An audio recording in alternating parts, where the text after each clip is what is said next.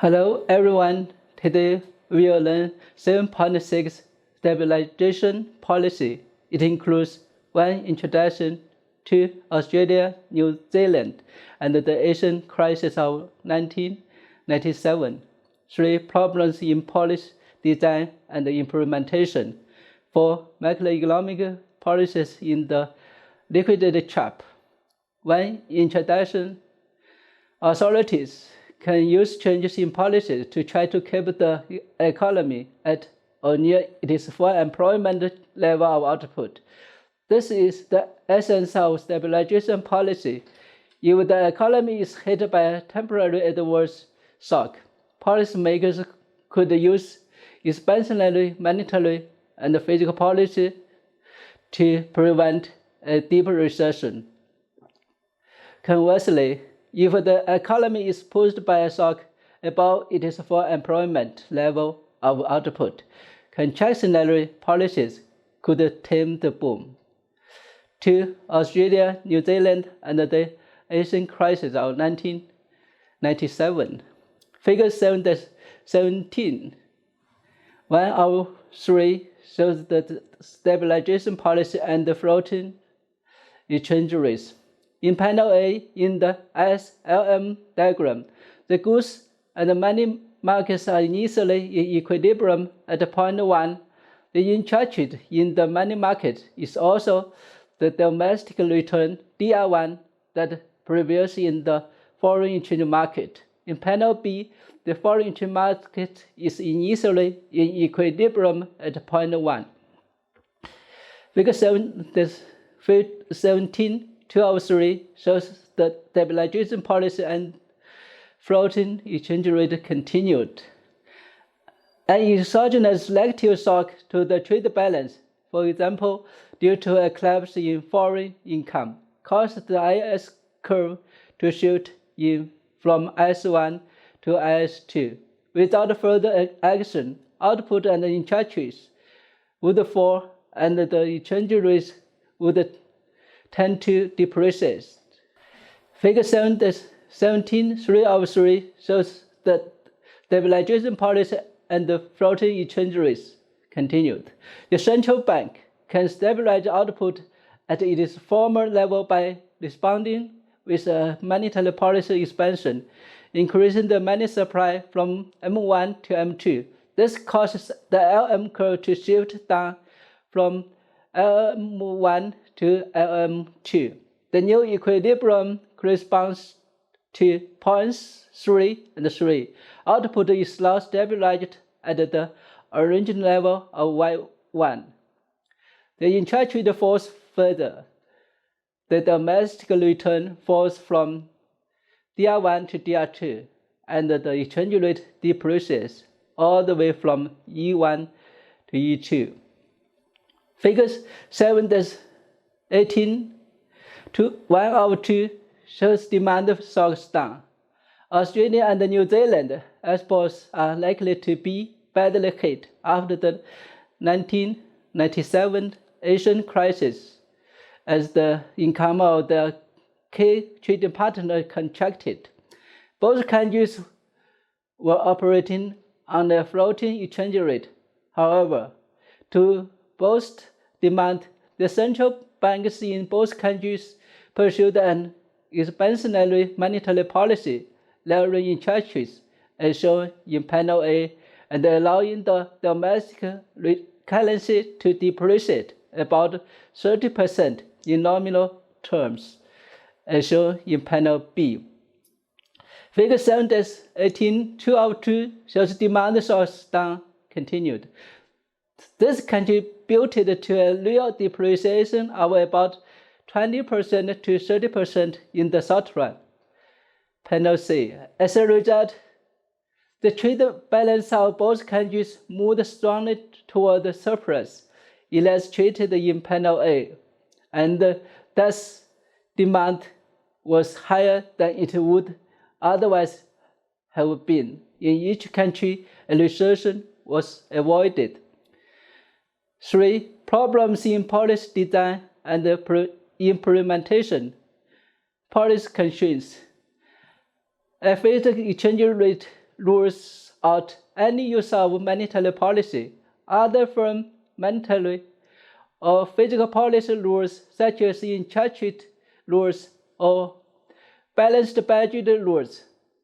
Place limits on policy. Incomplete information and the inside leg. It may take weeks or months for policymakers to fully understand the state of the economy today. Even then, it will take time to formulate a policy response. The leg between the shock and the policy actions is called the inside leg. Policy response and the outside leg. It takes time for whatever policy to elected to have any effect on the economy through the spending decisions of the public and the private sectors. The lag between policy actions and the effects is called the outside leg. Long horizon plans. If the private sector understands that a policy change is temporary, then there may be reasons not to change consumption or investment expenditure. Similarly, a temporary real appreciation may have little effect on whether a firm can profit in the long run from sales in the foreign market. Weak links from the nominal exchange rate to the real exchange rate. Changes in the nominal exchange rate may not translate into changes in the real exchange rate for some goods and services. Pegged currency blocks. Exchange rate arrangements in some countries may be characterized, often not as a result of their own choice, by a mix of floating and fixed exchange rate systems with different trading partners. Weak links from the real exchange rate to the trade balance. Changes in the real exchange rate may not lead to changes in the trade balance. The reasons for this weak linkage include transaction costs in trade and the J-curve effects.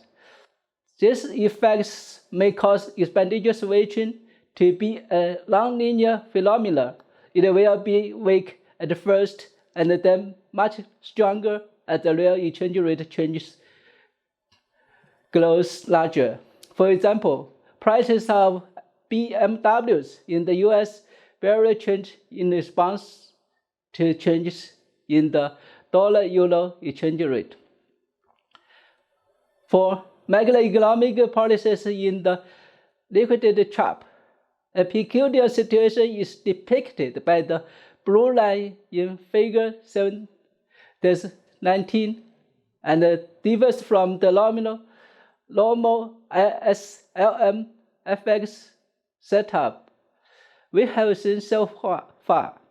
After the demand shock and the Fed's response to it, the S curve has moved so far in to IS1, and the LM curve has moved so far out to LM1 that the IS and LM curves now intersect at a very low interest rate, so that it is equal to zero.